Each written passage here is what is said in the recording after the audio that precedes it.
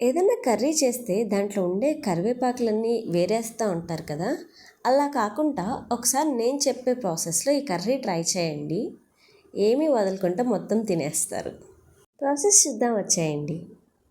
ముందుగా ఒక ప్యాన్లో ఆయిల్ హీట్ చేసుకొని ఇందులోనే ఆనియన్స్ లైట్గా ఫ్రై అయిన తర్వాత పచ్చిమిర్చి, మిరియాలు, జీలకర్ర, సోంపు, షాజీరా, చెక్క, లవంగం వేసుకొని ఫ్రై చేసుకోండి.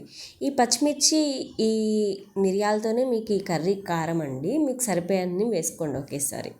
ఇవన్నీ లైట్గా ఫ్రై అయిన తర్వాత ఇందులోనే కరివేపాకు, పుదీనా, కొత్తిమీర 3 ఈక్వల్ క్వాంటిటీతో తీసుకొని ఇది కూడా ఫ్రై చేసుకోండి.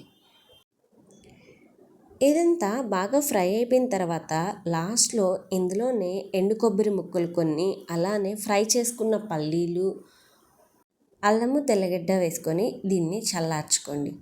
ఇది చల్లారిన తర్వాత ఒక మిక్సీ జార్లోకి తీసేసుకొని ఇందులోనే కొద్దిగా పసుపు, అలానే ఉప్పు వేసుకొని అవసరమైతే కొద్దిగా వాటర్ వేసుకొని మెత్తని పేస్ట్లా మిక్సీ పట్టుకోండి. నెక్స్ట్ ఇదే ప్యాన్లో ఇంకొద్దిగా ఆయిల్ హీట్ చేసుకొని ఇందులోనే బిర్యానీ ఆకు, అలానే ఆనియన్ వేసుకొని ఫ్రై చేసుకోండి. ఆనియన్ లైట్గా ఫ్రై అయిన తర్వాత ఇందులోనే కొద్దిగా ధనియా పౌడర్ కూడా వేసుకొని ఒక 2 మినిట్స్ ఫ్రై చేసుకోండి.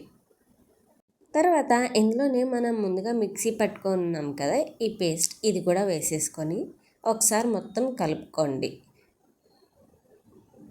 అలానే ఇందులో మీ గ్రేవీ కన్సిస్టెన్సీకి తగినట్లుగా వాటర్ కూడా వేసేసుకొని ఒకసారి కలిపేసుకొని సాల్ట్ చెక్ చేసుకోండి. ఏదైనా సరిపోకపోతే అడ్జస్ట్ చేసుకొని మూత పెట్టేసేయండి.